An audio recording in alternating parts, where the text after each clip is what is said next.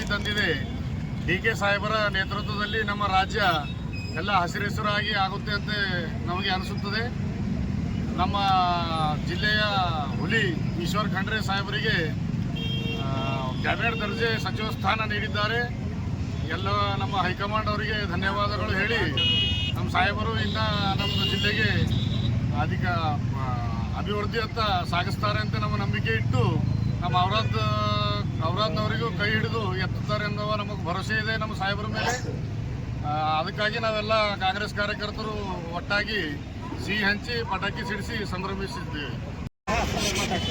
ಎರಡನೇ ಅವಧಿಗೆ ನೂತನ ಮುಖ್ಯಮಂತ್ರಿಯಾಗಿ ಸನ್ಮಾನ್ಯ ಶ್ರೀ ಡಿ.ಕೆ. ಶಿವಕುಮಾರ್ ಅವರು, ಕ್ಯಾಬಿನೆಟ್ ದರ್ಜೆ ಸಚಿವರಾಗಿ ಸನ್ಮಾನ್ಯ ಶ್ರೀ ಈಶ್ವರ್ ಖಂಡ್ರೆ ಅವರು ಇನ್ನು ಪ್ರಮಾಣ ವಚನ ಸ್ವೀಕರಿಸಿದಂಥ ಈ ಸುಂದರವಾದಂಥ ಒಂದು ಸುಗಳಿಗೆಯಲ್ಲಿ ಇಡೀ ರಾಜ್ಯದಲ್ಲಿ ಸಂಭ್ರಮಾಚರಣೆ ಇದೆ.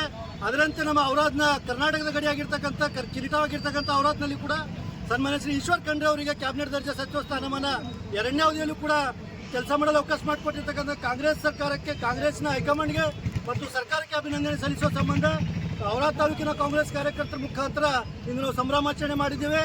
ಈ ಒಂದು ಸರ್ಕಾರದಲ್ಲಿ ಈ ಹಿಂದೆ ಕೂಡ ನುಡಿದಂತೆ ನಡೆದಂಥ ಸನ್ಮಾನ್ಯ ಶ್ರೀ ಸಿದ್ದರಾಮಯ್ಯನವರು ಎಷ್ಟು ಅಭಿವೃದ್ಧಿ ಕೆಲಸ ಮಾಡಿದ್ರು ಅದಕ್ಕಿಂತ ಹೆಚ್ಚಿನ ಅಭಿವೃದ್ಧಿ ಕಾರ್ಯಗಳನ್ನು ಸನ್ಮಾನ್ಯ ಶ್ರೀ ಡಿ.ಕೆ. ಶಿವಕುಮಾರ್ ಅವರು ಮಾಡ್ತಾರೆ ಅನ್ನುವಂಥ ನಂಬಿಕೆ ರಾಜ್ಯ ಜನರಿಗಿದೆ, ನಮ್ಮೆಲ್ಲರಿಗಿದೆ.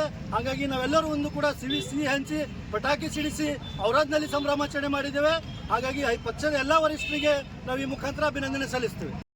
ಕೂಲಿ ಕಾರ್ಮಿಕರನ್ನ ಬೆಳೆಸ್ತಕ್ಕಂಥ ಒಂದು ಕಾಂಗ್ರೆಸ್ ಪಕ್ಷದ ಸಿದ್ಧಾಂತ ಇದೆ.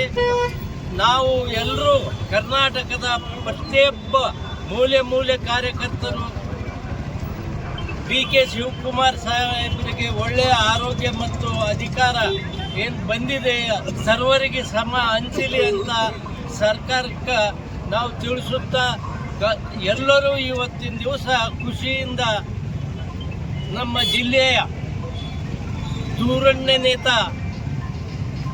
ಕರ್ನಾಟಕದ ಹುಲಿ ಅನ್ನಿಸಿರತಕ್ಕಂಥ ವೀರಶೈವ ಸಮಾಜದ ಭಾರತದ ಒಬ್ಬ ನೇತೃತ್ವ ವಹಿಸಿರತಕ್ಕಂಥ ಈಶ್ವರ್ ಖಂಡ್ರೆ ಸಾಹೇಬರಿಗೆ ಈ ಕ್ಯಾಬಿನೆಟ್ನಲ್ಲಿ ಅವಕಾಶ ಕೊಟ್ಟಿದ್ದ ಕಡೆಯಿಂದ ಇಡೀ ಕಾಂಗ್ರೆಸ್ ಪಕ್ಷಕ್ಕೆ ಔರಾದ್ ತಾಲೂಕಿನ ಎಲ್ಲ ಕಾರ್ಯಕರ್ತರು ಅಭಿನಂದನೆಗಳನ್ನು ಸಲ್ಲಿಸುತ್ತಾರೆ.